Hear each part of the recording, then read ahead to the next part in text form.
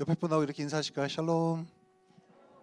네, 샬롬이 무슨 내용인지는 아시죠? 주의 평안을 전한다. 주의 평안이 있기를 원합니다라는 뜻이죠. 근데 이 샬롬에서 말하는 평안은 사실 우리가 얘기하는 그 평화의 시대, 평화의 상태랑은 좀 달라요. 상황과 환경과 나를 둘러싸는 어떤 것들이 어떻든지 간에 그 위에 하나님 여호와께서 계시니 너는 평안할지어다라는 뜻이거든요. 다시 한번 이 의미를 담아서 옆에 분에게 샬롬 한번 인사하겠습니다. 시작. 샬롬. 네, 평안하십니까? 네, 여러분 전쟁 같은 일주일 또 보내고 오셨죠? 네, 참 인생이 참 전쟁 같습니다. 대한민국 땅도 전쟁터 같고, 네, 우리의 직장도 전쟁터 같고 여러 가지 의미로 전쟁터 같습니다. 네, 참 기도가 많이 필요하고 많은 관심과 또 진짜 말 그대로 그냥 간단하게 기도가 많이 필요한 시기인 것 같아요. 우리 지구촌 교회도 이제 4대 담임 목사님 이제 5월달 정도 이제 모시게 될 건데 그걸 위해서 우리가 기도하고 있죠. 여러분 다 기도하고 계시죠? 네, 아멘이시죠? 네, 우리의 기도를 통해서 역사하실 주님을 기대하면서 기도해야 될 것 같습니다. 제가 몇 번 얘기했지만 오실 그 목사님의 어떠함을 기대하지 마시고요. 그 분을 준비하시는 모든 역사 위에 지경이 뛰어나신 하나님을 기대하시고 하나님께 소망 두고 기도하시면 가장 알맞는 부수로 주실 줄 믿습니다. 어떤 분이 와도요 여기 있는 분들 모두를 100% 만족시킬 수는 없어요. 그런 기도는 접으시기 바랍니다. 주님, 저를 100% 만족시켜 줄 수 있는 목사님이 오시면 좋겠습니다. 사도 바울이 와서 설교해도 여러분 100% 만족 못 하실 거예요. 그러니까 우리의 모든 것을 아우러 하나님께서 가장 선하게 인도하실 분을 주님께서 예비하고 계시다라고 믿으며 함께 기도해 주시기를 부탁드리겠습니다. 아멘이시죠? 네, 우리 찬양팀 날마다 수고하고 매주마다 수고하는데 우리 찬양팀 수고했다고 박수 한번 하겠습니다. 네, 네. 나날이 퀄리티가 좋아지고 있는 느낌적인 느낌, 네, 근거 없는 느낌, 네, 나의 느낌. 네, 그리고 오늘은 또 아주 기가 막힌 사운드가 또 추가가 돼서 우리 길태용 목장님께서 어쿠스틱 기타를 또 이렇게 쳐주셨어요. 네, 얼마나 멋있든지. 나 기타 치는 남자가 그렇게 좋더라고. 그죠? 네, 그래서 너무 고맙고 또 베이스를 치면서 인도한 우리 공기한 팀장님도 우직하니 멋있죠. 다이어트 시작했다고 합니다. 지나갈 때마다 한 번씩 얘기해 주세요. 아우 피골이 상접했네 이렇게 해주시면 용기가 날 줄 믿습니다. 되게 멋있어졌어요 진짜 너무 멋있어졌어요. 그래서, 저는 항상 기한 형제 멋있다 주장하는 사람입니다. 네. 분위기 왜 이러죠? 네. 미안해. 네 미안. 안티 네 안티가 된 것 같은데 아무튼 진짜 사랑해서 한 소리인데 아무튼 보시면 아시겠지만 우리 태용 목자님이 기타 치시면서 빠져서 남자 보컬이 비어 있죠. 네.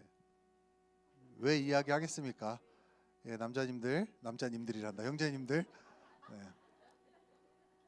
우리 성우 형제 그 목소리 나왔다 어디였을 거예요. 예. 성우 형제 네. 자꾸 시선 피하는데. 네. 자, 남자 보컬이 채워지기를 소망해 봅니다. 아멘이시죠? 네. 가뜩이나 형제들 없는데 이런 데 와서라도 좀 서 있어야 되지 않겠습니까? 네. 너무너무 감사합니다. 너무 감사하고 우리의 협력함을 통해서 영광 받으신 주님께 얼마나 기뻐하실까라는 생각을 하게 됩니다. 네, 오늘 우리에게 주신 말씀 한번 같이 읽고 말씀 은혜 함께 나누도록 하겠습니다. 오늘 우리에게 주신 말씀 말라기 4장 1절부터 3절입니다. 말라기 4장 1절부터 3절이고요. 세 번역으로 준비했고 우리 한 목소리로 합독하도록 하겠습니다. 시작. 나 만군의 주가 말한다. 용광로의 불길같이 모든 것을 살라버릴 날이 온다. 악한 일을 하는 자가 지푸라기 같이 타버릴 것이다. 그날이 오면 불이 그들을 살라서 그 뿌리와 가지를 남김없이 태울 것이다. 그러나 내 이름을 경외하는 너희에게는 의로운 해가 떠올라서 치료하는 광선을 발할 것이니 너희는 외양간에서 풀려난 송아지처럼 뛰어다닐 것이다. 내가 이 일을 이루는 날 그날에 악한 자들은 너희 발바닥 밑에서 재와 같이 될 것이니 너희가 그들을 짓밟을 것이다. 나 만군의 주가 말한다. 아멘. 우리가 가정에서 손님을 맞이할 때 꼭 하는 일이 있습니다. 뭐죠? 귀한 손님을 맞이할 때, 네, 청소죠. 제가 그 마을장님들이나 우리 제자훈련반이나 뭐 선교팀이나 여러 팀들을 저희 집으로 가정으로 초대를 했었었는데요. 그때마다 이제 한 이틀 전부터 난리가 나요. 제가 막 화장실 박박박박 문지르기 시작하고 막 싱크대 정리하고 바닥 정리하고 막 청소하고 예준이한테 막 숙제 내주고 막 이럽니다. 예준아 방 청소해! 그러면서 지들이 정리했다고 하는데 다시 다시 정리해야 되죠. 정리해야 되는데 왜 청소를 할까요? 왜 청소를 할까요? 네, 귀한 분들, 손님, 말 그대로 손님을 맞이하기 전에 준비를 먼저 하는 거죠. 준비를. 그죠? 집안을 한번 싹 청소해서 깨끗하게 만들어 놔야 무언가 새로운 것 아니면 귀한 것을 담을 수 있기 때문입니다. 다시 또 더 쉽게 말하면 여러분이 싱크대에 있는 설거지 않은 그릇을 그대로 갖다가 음식 담아 먹진 않잖아요. 그죠? 귀한 음식, 맛있는 음식 담기 위해서는 깨끗한 그릇, 예쁜 그릇을 찾죠. 오늘 말씀을 통해서 저희가 이 영적으로도 비슷한 원리가 있다, 똑같은 원리가 있다는 것을 저희가 나눠보려고 합니다.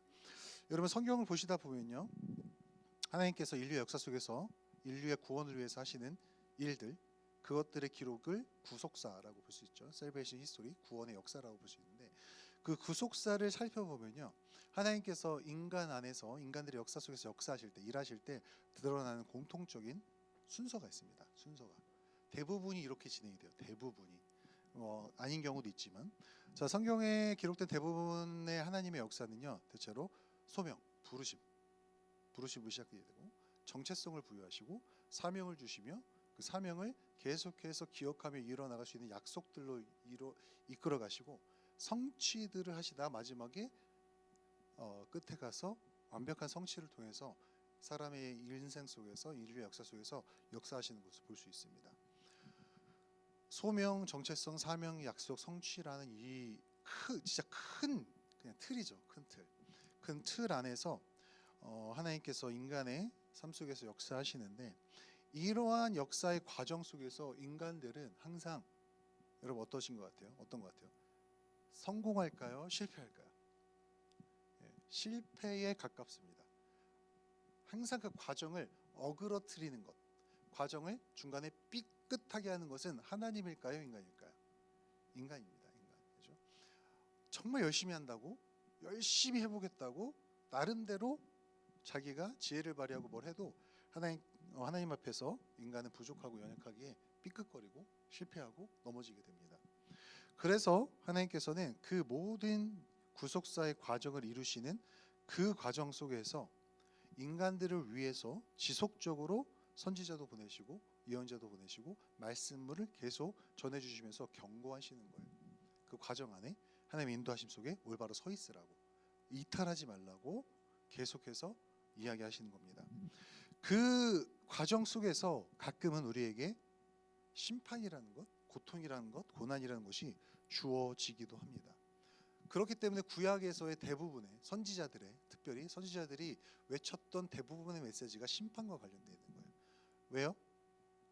제가 드렸던 말씀으로 추적해 보면 이스라엘 백성들이 이 과정, 하나님께서 이루신 이 역사의 과정 속에서 이탈했기 때문이겠죠. 자꾸 올바른 길에서 이탈하기 때문에 돌아오라고, 계속 그 길로 가면 심판으로 가게 될 거라고 경고를 하게 되신 거죠. 인간의 습성이잖아요. 우리는 항상 빗나가기를 잘하는 사람들이죠. 맞나요? 학창 시절에 정말 열심히 사신 분도 계시겠지만 일탈이라는 걸 한 번씩 하잖아요. 크셔서도 하셨잖아요. 그때 짜릿한 쾌감이 있죠. 뭔가 일탈했을 때. 그게 뭘까요? 죄된 본성이에요, 사실 그것이. 아니 왜 그냥 정해진 정도 잘 가면 되지 거기서 일탈하는 게 짜릿할까요? 우리의 죄성이죠. 그죠? 영적으로도 똑같다는 겁니다. 그렇기 때문에 하나님께서는 선지자들의 글과 선지자들의 입과 여러 가지를 통해서 그들에게 계속해서 심판을 경고했고, 그 심판을 통해서 다시 빗나갔던 자들을 다시 올바른 길로 인도하시는 모습들을 볼 수 있습니다. 여러분 심판하면 긍정적인 생각이 드시나요? 긍정적이세요? 나 하나님께 심판받았잖아. 막. 너도? 하이파이브! 막 이러면서 나도! 야 너도! 나도! 막 이런 사람 있으면 잘 돌봐주세요. 옆에서. 많이 힘드신 분입니다. 진짜 많이 힘드신 분이에요. 심판하면 무슨 생각이 들죠? 부정적인 이미지가 먼저 들어와요. 저 사람 하나님 심판받아 그렇다고. 그렇죠? 그러나 이러한 하나님의 구속사적인 과정의 특질을 안다면 사실은 심판도 우리에게는 위장된 축복임을 우리가 발견할 수 있는 것이죠. 이러한 인생의 과정 속에서 우리가 기억해야 할 것들을 우리 말라기서 오늘 읽었던 말씀을 통해서 한 3가지 정도 나눠보려고 합니다. 말라기는 구약의 마지막 책이죠. 학자들이 분분합니다. 말라기를 진짜 구약 책에서 마지막에 기록했다는 학자가 있고, 어떤 사람은 다른 책이 마지막에 기록됐지만 말라기가 대표적으로 구약의 모든 것을 마무리짓는 의미를 띠고 있기 때문에 마지막 책에 들어가 있다. 어떤 것이든지 간에 상관없어요. 어떤 것 주장하든지 간에 중요한 건 이겁니다. 말라기를 통해 구약의 모든 선지자들의 계시가 끝났어요. 계시가 끝났어요. 그리고 말라기 이후로 400년, 약 400년이라는 침묵기가 쭉 유지가 되죠. 400년의 침묵기란 뭐냐면 그때 하나님께서 인간 세상에서 떠나셔서 잠시 세상에 안 계셨다는 게 아니라 하나님께서 직접적으로 어떠한 사람들에게 말씀을 넣어주시거나 성령을 부어서 이야기하지 않으셨다는 거예요. 일반 은총으로만 세상이 다스려지고 있었고 특별 계시가 다 끊어진 상태인 겁니다. 특별 계시가 얼마나 답답한 상황이었겠어요. 그렇기 때문에 그 침묵기가 시작하기 바로 직전에 말라기가 진짜 많은 내용들을 담고 있어요. 말라기가. 그래서 예수님 오심에 대해서 준비할 수 있고 이 말씀 붙들고 희망을 갖기도 하고 절망 속에 빠졌다가도 다시 희망 품게 되고 이런 여러 가지 역할을 하는 게 말라기인데요. 이 말라기의 마지막 장 4장의 1절부터 3절의 말씀을 살펴보면서 그 하나님의 역사 속에서 심판이든 어떠한 인도든 어떠한 삶 속에서든 우리가 기억해야 할 것들, 바라봐야 할 것들 세 가지를 한번 나눠보도록 하겠습니다. 첫 번째, 하나님은 악의 모양까지도 제거하라고 하십니다. 할렐루야. 네, 열심히 성경 읽으신 분이 또 성경에 또 이렇게 아무튼 감사합니다. 자, 하나님은 악의 모양까지도 제거하십니다. 우리 본문 1절을 같이 한번 다시 한번 보면요. 본문 1절 한번 다시 한번 읽어볼까요? 읽겠습니다. 시작. 나 만군의 주가 말한다. 용광로의 불길같이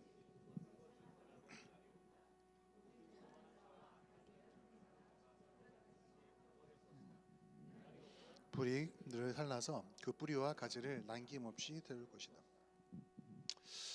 여러분 아직은 이스라엘이 완전히 멸망하지 않았어요. 북왕국 이스라엘 유다가 완전히 남왕국 유다가 완전히 멸망하지는 않았어요.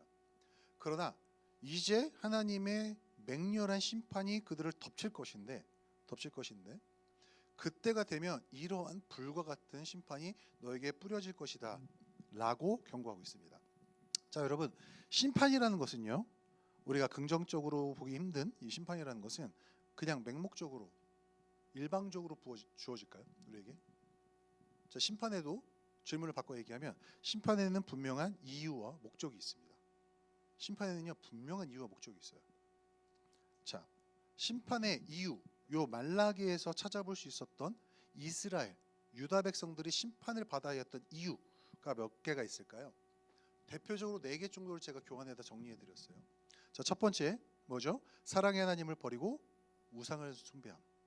자, 여기서 보면 하나님께서 이 말라기서를 살펴보면 은혜 가운데에 아무 자격 없는 야곱을 선택하시면서 누가 보기엔 부당할 정도로 에서를 미워하시는 그렇게 느껴질 정도로 아무 조건 없는 자격 없는 야곱 이스라엘을 선택해 주셨어요. 사랑과 은혜로 선택해 주신 거죠. 그리고 그들을 아무 조건 없고 자격 없는 그들을 계속 인도해 주시면서 그들을 보호하시면서 민족으로 자라날 수 있도록 보호해 주셨습니다. 그런데 그들은 하나님의 그 사랑과 은혜를 떠나서 아무 상관도 없고 살아있지도 않고 존재한다고도 볼 수 없는 우상을 숭배하는 모습을 볼 수 있어요. 하나님께서 그 모습 집어내시는 거죠. 너희는 진짜 살아있는 나, 은혜로 너희를 선택해주고 너의 생명을 유지해주고 있고 너의 모든 존재에 근원되는 나를 너희들이 나를 버렸어. 우상을 따라갔어 라고 경고하시는 거예요. 두 번째는 백성에게 하나님의 말씀을 가르치고 올바로 영적으로 인도해야 되는 지도자들이 타락해버린 거예요. 여기서는 말라기에서 뭐라 말하죠? 제사장들의 타락이라고 나옵니다. 제사장들의 타락. 여러분 제사장의 역할이 뭐였죠? 하나님과 백성 사이에 연결하는 사람이에요. 연결하는, 즉 예를 들면 이겁니다. 수자원 공사에서 물을 만들어내죠. 정화해서 물탱크에서 우리 가정까지 올 때 뭘 타고 오죠? 배수관을 타고 옵니다. 제사장은 이 배수관인 거예요. 여러분 한국에서도 오래된 아파트 들어갈 때 항상 우리가 걱정하는 게 뭐죠? 배수관이 낡아 있을까 봐죠. 왜요? 중간 통로가 오염돼 있으면 그 물이 아무리 깨끗한 게 오더라도 그 중간 통로에서 거쳐오면서 어떻게 돼요? 오염되니까. 그래서 우리 별거 다 하잖아요. 샤워기 여러분 필터 하나씩 다 달고 계시죠? 우리 집도 달려 있습니다. 왜요? 그 통로를 믿지 못하니까 그런 거예요. 똑같은 거예요. 하나님으로부터 가장 거룩한 것, 가장 좋은 것, 가장 은혜의 말씀, 가장 진리의 말씀을 전달해주고 날려줘야 되는 제사장들, 중간 역할하는 사람들 다 타락해버린 거예요. 에스겔에서도 말하죠. 내가 너희들 양을 먹이라고, 양을 치라고 맡겨놨더니 니들이 양을 잡아먹었어라고 얘기를 해요. 제사장들, 영적인 지도자들이 타락해버린 거예요. 세 번째로 백성들이 그 결과, 백성들이 주의 말씀을 제대로 못 듣고 오염되어 있는 말씀만 들으니까 주의 도를 버리고 자신의 속에는 옳은 대로 행하는 겁니다.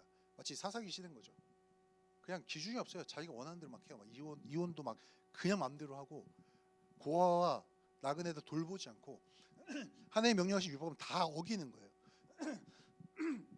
죄송합니다. 본인이 보기에 괜찮다 싶은 행동만 정해놓고 그거를 하면, 율법적으로 행하면 괜찮다고 여기기 시작한 거예요. 주의 도가 기준이 아니라 자신들이 기준이 된 거죠. 네 번째로 주의 것을 도둑질. 여기서는 11조라고 나오죠. 11조. 예. 얼굴색들이 갑자기 급격히 어두워지시네요. 11조 얘기 나오니까. 11조는 성경이 말하고 있어 도둑질이라 말하고 있습니다. 안 하면.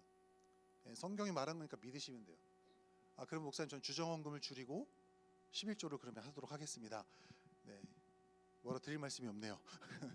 네. 모든 것이 하나님의 물질이고 모든 것이 하나님 것임을 11조, 내 소득의 10분의 1을 내므로써 고백하는 거예요. 주정원금도 마찬가지인 거죠. 일주일 동안 나를 지켜주시면 감사합니다라고 드리는 것이 주정원금이죠. 감사원금도 내 생명이나 나의 모든 것들에 감사함으로 드리는 거죠. 그래서 지금은 저는 주정원금하고 11조하고 감사원금 절기마다 하지만 예전에는 감사원금 매주마다 했어요. 매주마다. 조금 힘들더라고요. 그래서 저도 좀 이렇게 했는데 지금 다시 아야 된다고 생각하고 있거든요. 다시 드려야 되는 거 아닌가. 그죠? 주님의 것들 도둑질했다. 왜 그랬을까? 하나님에 대해서 제대로 알지 못하고 하나님께서 인도하시는 그 제대로 된 길, 성경의 진리의 길에서 벗어나다 보니까 그들이 섬기던 하나님은 더 이상 성경과 스스로가 계시하셨던 하나님이 아니라 그들이 만들어낸 하나님을 섬기고 있었던 거예요. 즉 그들이 하나님을 섬긴다 했지만 그 또한도 우상이었던 거예요. 이게 우리에게 던져주는 메시지가 정말 강력하거든요. 팀켈러 목사님이 쓰신 내가 만든 신이라는 책을 꼭 한 번씩 읽어보시기를 권면드립니다. 내가 만든 신. 거기에서 보면요, 시작할 때부터 스트라이킹한 말씀이 나와요. 우리 마음은 우상을 찍어내는 우상 공장이라는 말이 나옵니다. 진짜 무서운 말이거든요. 또 다른 신학자는요, 우리는 우리가 사랑하는 것을 예배한다. 즉 하나님을 사랑해서 예배하는 게 아니라 우리가 사랑하는 것을 하나님으로 둔갑시켜 예배한다는 거예요.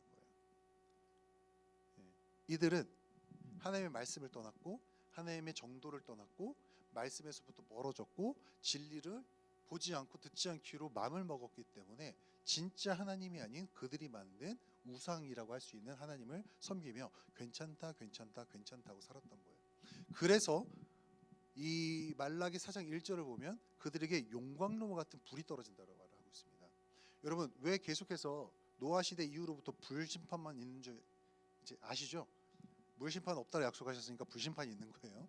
그래서 요한계시록도 계속해서 불의 심판이 계속 오죠. 불의 심판이 옵니다. 그러니까 홍수 났을 때 걱정하지 마세요. 홍수로 세상 망할 일은 없습니다. 하나님 약속하신 거예요. 약속하신 거니까 대신 불 났을 때 걱정하셔야 돼요. 이건가? 하셔야 됩니다. 아무튼 또 그렇다고 또 불날 때마다 저한테 연락 주시면 안 됩니다. 목사님, 하나님 1시간 뒤에 오시나요? 저 준비해야 될 것 같아서. 아니에요. 그렇죠? 자, 하나님이 용광로 같은 불을 부어 주시는데 특이한 것은 뭐를 태운다라고 나와 있죠? 지푸라기처럼 태웠는데 그거는 아주 쉽게 태운다는 말씀이고, 뭐라고 딱 특정져서 나와 있죠? 뿌리와 가지를 태운다고 나와 있어요. 뿌리와 가지. 하나님은요, 여러분 잡초 뽑아 보셨나요? 뽑았어요? 잘랐어요? 없죠. 돌아서서 이틀 있다 나오면 어떻게 돼 있어요? 다시 나와 있어요. 그럼 잡초를 완전히 죽이는 방법은 뭐죠? 뿌리를 죽여버려야 돼요. 죄송해요. 너무 제가 죄송합니다. 네. 뿌리를 뽑아버려야 돼요. 네. 그래야 잡초가 안 납니다. 무슨 말인지 아시겠죠? 하나님이 뿌리라고 콕 집어 얘기하셨던 것은 악의 근원까지도 뽑아버리시겠다는 거예요. 심판을 통해서. 여러분, 바울도 모든 사도들도 외칩니다. 악은 그 모양마저도 버리라고. 여러분, 악의 모양이 뭘까요? 여기서 뭐 율법주의적으로 가자는 얘기는 아닙니다. 악의 모양이 뭘까요? 악의 모양. 여러분, 악의 모양은요, 간단합니다. 내가 하나님 말고 세속적인 가치에 넘어지게 하는 비밀을 제공하는 모든 것이에요. 그때 권호중 집사님 오셔서 그런 말씀하셨었죠. 악의 모양까지도 버리면서 되게 재밌는 예를 쓰셨어요. 뭐 쓰셨죠? 제로 무알콜 맥주 왜 마시냐 이거였어요. 저도 그래요. 아니 제로 버린 맛 탄산수를 먹을 거면 굳이 왜 0% 맥주를 드십니까? 그죠? 왜요? 굳이 왜 굳이 그걸 먹냐는 거예요. 왜 굳이 콜라도 마시잖아요. 아 드셔야겠어요? 그거예요. 굳이 왜 그 모양을 흉내내냐는 거예요. 흉내를. 예전에 어떤 형제가 이런 말 했습니다. 목사님 저는요 여자친구랑 절대로 혼전 선을 넘지 않습니다. 절대 넘지 않아요. 그냥 같이 잠만 잡니다. 절대 안 건드려요. 너 병원 가봐라 그랬거든요 제가. 여러분 이게 자문에도 나와 있죠. 어찌 청년이 숯불을 끌어안고 그것이 뜨겁지 않겠느냐. 그게 뭔지 아시죠? 음욕, 정욕이 불타오르는데 그 대상을 끌어안고 있으면 어떻게 안 타겠냐는 뜻이에요. 왜 그 모양을 따라가냐고요 자꾸. 세상에서 자꾸 주는 거 그 모양 왜 따라가냐는 거예요. 왜? 나에게 내 가치관을 흔들고 하나님보다 세속적인 것을 선택하게 하려고 하는 모든 것들은 악의 모양이라 보시면 돼요. 그거를 하나님께서는 그 뿌리마저도 뽑으려고 하십니다. 왜요? 계속해서 그쪽으로 흘러가게 되니까. 이스라엘 백성들도요 처음부터 그렇게 악하고 처음부터 막 그렇게 엉망진창 아니었습니다. 그들을 하나님의 이적을 보고 가나안 땅에 약속의 땅에 가기 위해서 광야로 들어왔을 때는 그나마 불평 정도였지만 괜찮았었어요. 그러다 어떻게 됐죠? 이방인들이 유입이 되고 이방인들의 문화를 보면서 하나씩 아주 마이너한 것부터 시작해서 타협하기 시작한 거예요. 모양들이 들어오니 본질까지도 변해버리게 된 겁니다. 하나님은 그 뿌리를 태워버리고자 하시는 거예요. 여러분 그 뿌리 뽑는 거 스스로가 할 수 없습니다. 여러분이 못해요. 그러니 하나님께서 심판이라는 도구마저도 사용하시는 줄 믿습니다. 여러분 그러니 심판은 우리에게 가혹적이고 힘들다 할지라도 결국은 뭐라고요? 위장된 축복이에요. 내 안에 뿌리 박혀있는 악의 뿌리를 태우시는 과정입니다. 얼마나 땅의 입장에서 얼마나 힘들겠어요. 땅이 돼보자고요. 잡초가 뿌리 내려져 있는데 그걸 뽑아내는 것도 힘든데 거기에 막 약품이 불어져요. 미국에 보면은 잡초한테 뿌리면 그 뿌리만 죽이는 약품이 있거든요. 되게 독한 약품입니다. 그걸 뿌리면 잡초가 싹 죽어버려요. 메말라 버려요. 땅 입장에서 얼마나 아플까요 그것이. 근데 땅 입장에 그것이 아픔으로만 끝나는 걸까요? 아닙니다. 좋아지는 과정인 거예요 그것이. 여러분 우리가 이렇게 하나님의 도에서 떠나서 아니면 하나님의 도에서 좀 멀어졌을 때 하나님과의 시선과 관점의 차이가 생겼을 때 내 안에 고통과 아픔이나 힘든 일이 주어졌을 때 우리 이 사실을 기억해야 돼요. 아, 하나님께서는 이 과정을 통해서 나의 시선을 나의 중심을 주님께로 다시 돌이키게 하시는구나. 그래 그때마다 이 하나님의 이 일과 역사를 기억하시면서 주님께 집중하며 좀 감사할 수 있는 여러분 되시기를 주님의 이름으로 축복합니다. 아멘이시죠? 두 번째, 고통 속에서도 우리는 하나님을 경외해야 합니다. 고통 속에서도 하나님을 경외해야 합니다. 여러분 고난과 고통은 우리의 시선을 하나님부터 멀어진 시선을 다시 주님께로 돌리는 하나님의 거룩한 수단이라고 말씀드렸습니다. 여러분 하나님께서 심판을 하실 때는 완전히 그들을 진멸시키고자 하시는 게 아님을 여러분 너무 잘 아시죠. 심판의 목적은 진멸이 아니라 회복입니다. 회복. 우리가 그 아픔과 힘든 시간을 딛고 일어나서 더 성장하고 성숙할 수 있도록 도우시려고 주신 것이 바로 심판이라는 것이에요. 심판이라고 하니까 좀 멀게 느껴지고 아 목사님 제가 심판까지는 안 받은 것 같은데 라고 할 수 있는데 고통과 고난도 그럴 수 있습니다. 어떤 분이 이런 고백을 하죠. 제 인생에 왜 이렇게 고난이 끊이지 않는가 고민해봤더니 고난이 있을 때만 기도하더라고요. 이렇게 고백하셨어요. 여러분 언제 기도하세요? 어제 제가 제자반 그 기본반 하면서 물어봤어요. 은혜가 언제 필요하십니까? 대부분의 대답 뭔지 아세요? 힘들 때, 어려울 때, 고통 속에 있을 때였어요. 맞나요? 여러분 은혜가 힘들 때, 고통 속에 있을 때, 고난 속에 있을 때 필요하세요? 여러분 언제 은혜가 필요하세요? 항상 필요하죠. 항상. 이 개념이 없으니 하나님 안 찾는 거예요. 어려움과 고난 없으면 괜찮다 생각하거든요. 하나님 믿고 사랑하고 예배한다 생각하지만 없는 사람처럼 살고 있거든요. 그러다 고난이 찾아오면 갑자기 기도하고 싶은 마음이 생기거든요. 여러분, 하나님께서는 고통과 고난을 통해서라도 우리가 주님을 매일매일 집중할 수 있는 습관을 갖기를 원하십니다. 아프더라도. 자, 여러분, 이 고통과 고난 속에서도 하나님을 바라봐야 하는 이 일들 속에서, 이 과정 속에서 우리가 발견해야 될 하나님을 선택받은 사람들이 꼭 가져야 할 자세 하나가 있어요. 자세. 그것은 뭐냐면 하나님을 경외하는 것입니다. 경외하는 것. 하나님을 경외하는 것. 갑자기 고통과 고난 막 은혜 얘기하다 경외 얘기가 나오니까 좀 뜬금없는 소리가 날 수 있어요. 경외라는 것에 대한 정의를 내려보면 이해가 될 수 있습니다. 경외만 들으신 분들은 다 좀 생각하고 계시겠지만, 여러분, 경외가 뭐죠? 하나님을 향한 거룩한 두려움입니다. 거룩한 두려움. 거룩한 두려움. 두려움이 거룩할 수 있나? 두려움이 긍정적일 수 있나? 라는 생각이 들 수 있어요. 그러나 우리가 생각하는, 세상이 말하는 두려움은 부정적이지만 하나님 앞에서 우리가 느끼는 거룩한 두려움은 순도 100% 순수하고 긍정적이며 거룩한 두려움이에요. 좋은 두려움이라는 거예요. 정말 우리가 도움이 되는 두려움. 하나님을 경외한다는 것은요, 성경에서 선포하는 그 하나님에 대해서 내가 제대로 알고, 그 하나님을 내가 일상 속에서 경건생활이든 신앙생활을 통해서 경험하며 제대로 알고 경험하고 하나님에 대해서 인지했을 때 느껴지는 것이 바로 경외함이거든요. 하나님이 어떠하신 분인가를 제대로 알게 되면 우리 안에 그분을 향한 두려움이 생길 수밖에 없어요. 자, 생각해 보자고요. 여러분이 만약에 여러분 회사의 대표님을 만났어요. 인사하는 방법 첫 번째, Yo bro, 왔어? 잘 지내셨어요? 월급 주셔서 감사해요. 1번, 2번, 거의 폴더처럼 대표님 안녕하십니까? 영업부 부장 누구누구입니다. 항상 은혜 베풀어 주셔서 감사합니다. 도조 앉으시죠. 진짜 잘하죠. 제가 옛날에 성공했던 이유가 대표님들 그렇게 좋아하더라고요. 대표님 식사는 입에 마셨을까요? 그래서 자, 뭐 어우야. 자, 1번처럼 하시는 분 계세요? 요 대표님, 요, hey 제임스 이러면서 막 무섭죠. 왜요? 그분이 나의 월급과 생명권을 갖고 있어요. 저기 영업부의 그 박 부장이라는 사람 누구야? 내일부터 나오지 말라 그래. 그럼 끝이에요. 그 사람에게 모든 찬탈거리 있다는 걸 제가 알아요.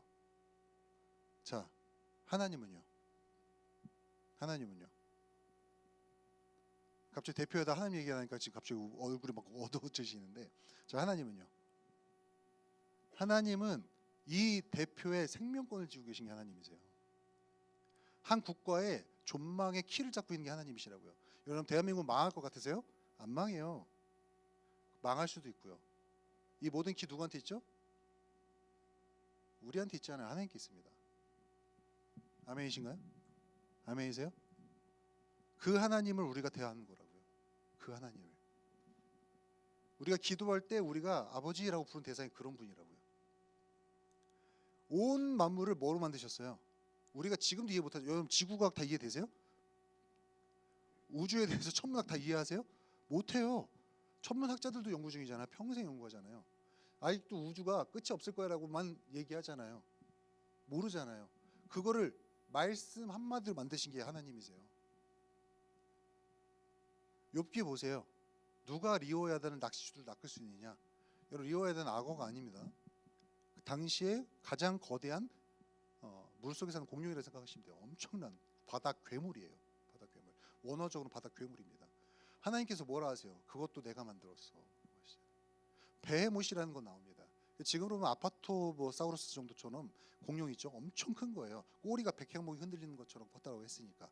하마 아닙니다. 하마 꼬리 요만해요, 여러분. 이렇게 흔들립니다. 이게 무슨 백향목이에요? 백향목 가지도 못하겠네.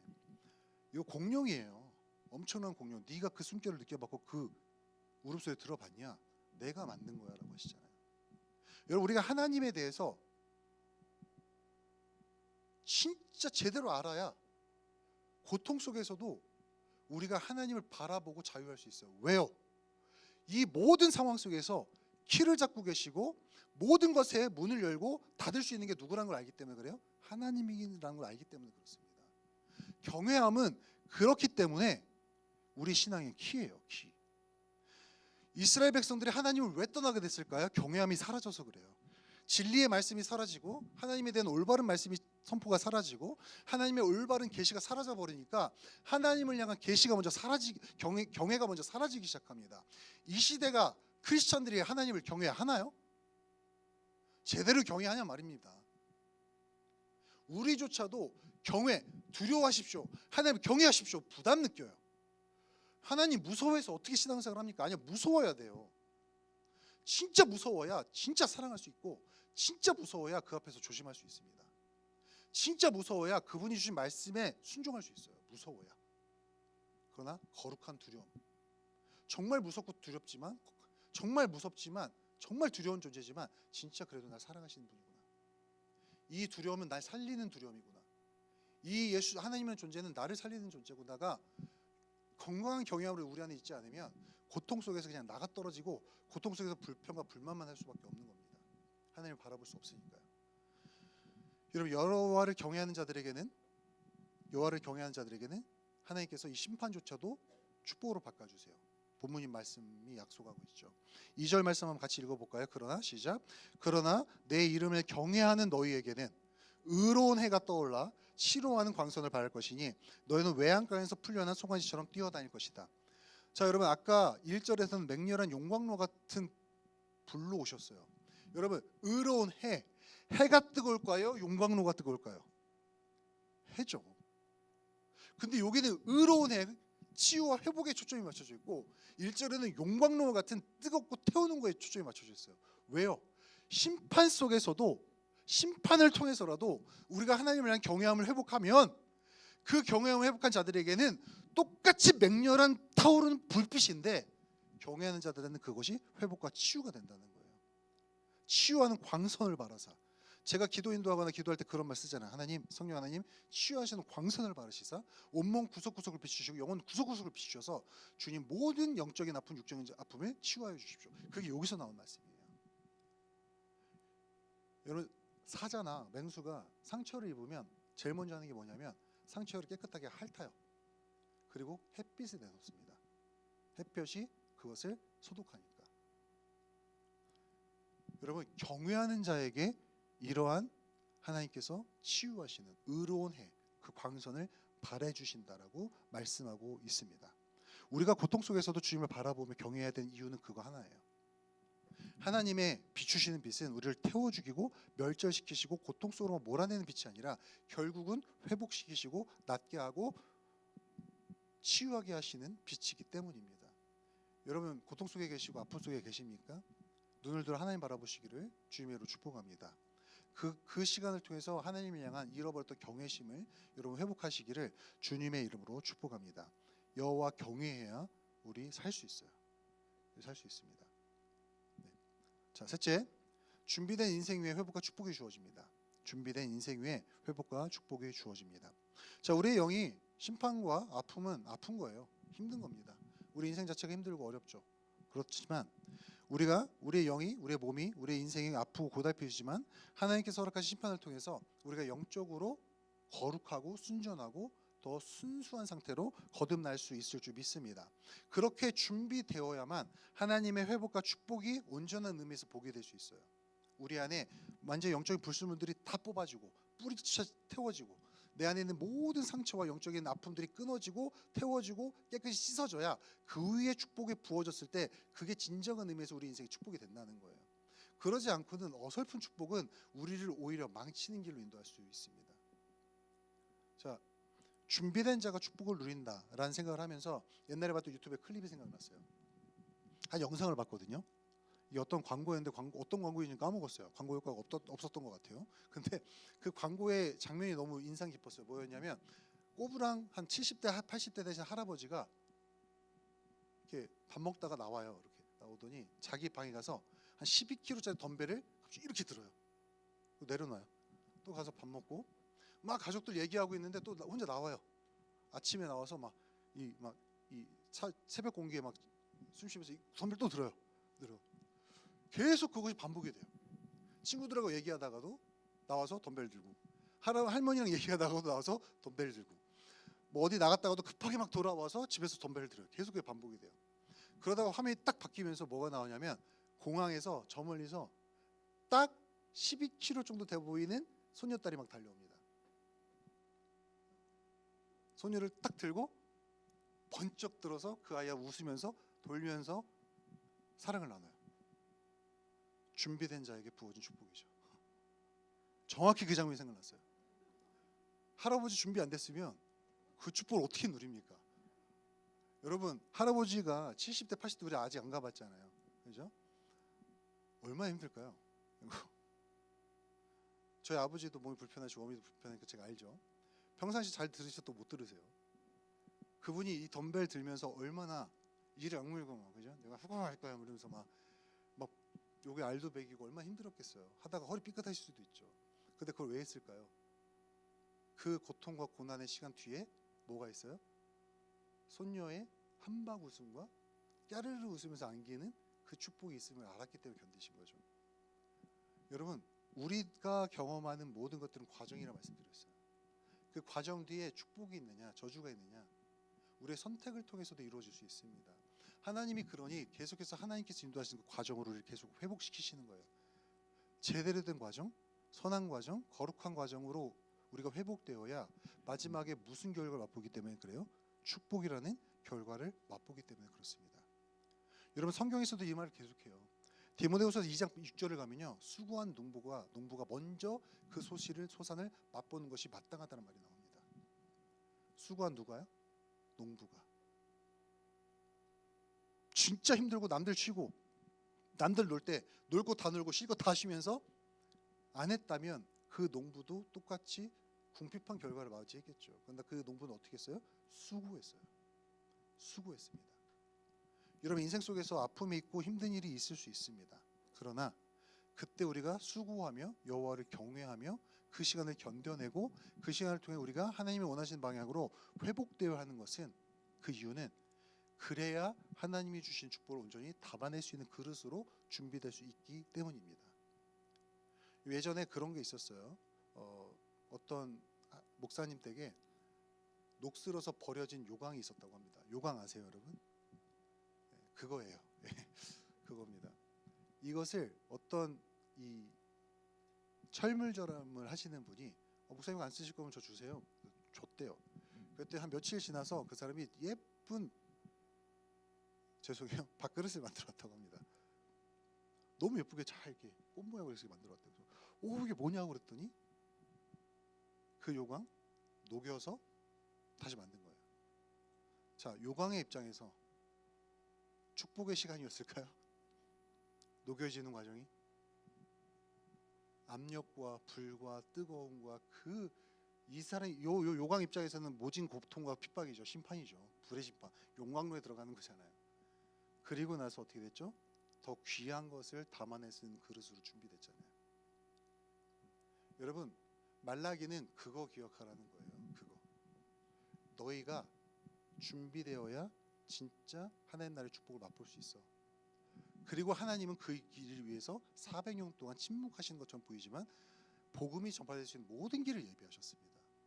400년 동안 문화를 통일시키시고 언어를 통일시키시고 로마 제국을 통해서 모든 길을 놓으시면서 예수 그리스도라는 축복을 담을 수 있도록 전 세계 그릇을 준비하셨어요.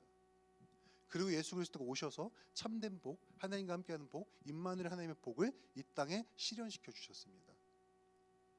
여러분, 여러분을 통해서, 여러분의 연단의 시간을 통해서, 여러분의 고통의 시간을 통해서, 여러분 심판이라 생각하는 그 시간을 통해서 여러분을 하나님께서 어떠한 그릇을 준비시키는지는 하나님만 아세요. 그러니 여러분이 그 과정 속에서 우리가 해야 될 거 뭐라고요? 하나님을 바라보며 여호와를 향한 경외함을 회복해야 돼요. 그리고 하나님 앞에 거하기 위한 의지적인 노력이 여러분에 있어야 할 줄 믿습니다. 그러기 위해서는 여러분의 삶 속에서 이제는 나는 깨닫고 알게 되었으니 이전과는 다르게 반응하겠다는 결단이 있어야 합니다. 왜요? 지금 내 마음에 주인의 자리에는 내가 앉은 게 아니라 하나님이 앉으신 거예요. 아멘이시죠? 여러분 주인의 자리에 누가 앉아 계세요? 하나님 앉아 계시잖아요. 근데 어떻게 우리는 매일매일 삶 속에서 자꾸 하나님 끌어내죠. 잠깐만요, 3시간만 나와 계세요. 이건 제가 좀 해야 되겠습니다. 자꾸 끌어내려. 아니요, 여러분 온전히 들이세요. 그리고 모든 시간 속에서 하나님께 초점 맞추고 하나님께 시선을 두고 그분을 경외함으로 그분이 인도하시는 대로 감사함으로 이끌려 가시기를 주님의 이름으로 축복합니다. 여러분, 그래야 고통을 조금은 덜 당할 수 있어요. 네. 카이로프랙틱을 받을 때 몸에 힘을 주고 있으면 도수치료요. 몸에 힘을 주고 있으면 진짜 아파요. 어떻게 해야 되죠? 그분이 뭐라 말하세요? 우리 사기꾼들 맨날 괜찮아, 안 아파요. 네, 숨 쉬세요. 숨 쉬세요 하다가 빵 누르면 우두둑 척추가 부러졌구나 라는 생각이 들면서 교정이 되죠. 그때 힘 주고 있으면 근육 다칩니다. 실제로 제가 그래서 근육 다쳐서 되게 고생했거든요. 힘을 빼셔요. 하나님 손에 붙들리셨으면. 자꾸 힘 주지 마세요. 자, 하나님 손에 붙들린 내 인생 자꾸 뺏어오려고 하지 마세요. 온전히 내어드리기 바랍니다. 그래야 여러분 고통이 조금은 덜할 수 있습니다. 아멘이시죠? 고통스럽지 않다는 얘기는 아닙니다. 여러분, 이 시간과 인생의 고통 속에서 하나님을 경외하는 법을 배우시면서 하나님께 모든 걸 내어드리고 그분이 인도하시는 대로 축복의 길로, 예비하신 축복의 길로 걸어가는 여러분 되시기를 주님의 이름으로 축복합니다. 이 시간 함께 찬양하고 기도하도록 하겠습니다.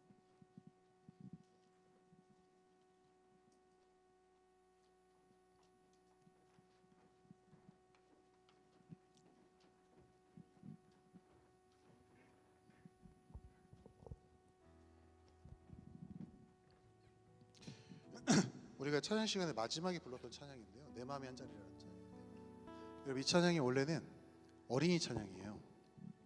우리나라에서 만들어진 어린이 찬양입니다. 파인에서도 한번 불렀었고 우리 예인이 예준이가 틀어달라 해서 제가 틀어줬어요. 예인이 예준이가 막 와 이렇게 부르는데 아빠가 주책맞게 오열하면서 오 이러면서 찬양을 몇 번씩 돌려가면서 들었거든요. 그런 생각이 들었어요. 아, 진짜 죽도록 포기를 못하는구나. 나는 죽도록 내 인생을 내가 스스로 포기를 못하는구나. 하나님 앞에 이렇게 고난과 고통과 여러 가지 일을 당했고 그렇게 사랑도 은혜도 많이 받았는데 이 주인의 자리 하나 내어드리지 못하는구나 내가. 그러니 하나님도 눈물을 흘리시면서 나에게 고통과 고난을 끊임없이 주실 수도 있겠구나라는 생각이 들었습니다. 하나님은 얼마나 아프실까? 여러분 망치려고 주시는 게 아니잖아요. 믿으시죠? 여러분 인생에 벌어지는 고난과 고통은 인생에서 벌어지는 거기도 하지만 하나님 그 모든 것들이 여러분 괴로우라고 힘들으라고 그걸로 인해서 여러분 인생 끝장나라고 주시는 게 아니에요. 결국 목적이 있습니다. 나 보라는 거예요. 날 보라는 거예요. 날. 하나님이 나를 보라는 거예요. 아니 나를 봐. 고통과 고난 아니면 우리가 하나님 안 찾아요. 근데 고통과 고난이면 또 하나님을 원망해요. 어찌합니까 우리의 마음 진짜. 제가 그런 복합적인 생각이 들면서 이 찬양 부르면서 진짜 엉엉 운 적이 있어요. 혼자서 틀어놓고 주님 나는 이렇게 드린다고 했는데 내 손에 이렇게 쥐고 드린 거면 드린 겁니까? 놔야 드린 거죠. 꼭 쥐고 하나님 손에 붙들려 있으면서 난 드렸다고 생각해요. 중요할 땐 빼옵니다. 여러분 이 시간 말라기 말씀 기억하면서 심판 가운데 계시다면 고통 속에 계시다면 하나님 이 가운데 나에게 가르쳐 주시는 게 무엇인지 혹여 내가 하나님을 경외하기보다는 하나님과 경쟁하고 있지는 않은지 혹여 하나님을 경외하고 하나님께 모든 걸 드렸다 생각했지만 나만의 착각 속에서 나 혼자 그냥 영적으로 정신승리하고 있는 건 아닌지 돌아와 보기를 원합니다. 우리의 주권자는 주님이세요. 오직 주님만 왕이십니다. 그거 인정할 때까지 주님은 계속 우리를 길들이실 거예요. 빨리 인정하시고 주께 돌아갑시다. 우리 찬양 진심으로 주님 앞에 올려드리면서 함께 찬양하고 기도하시겠습니다. 우리들을 위하여 십자가에 못 박혀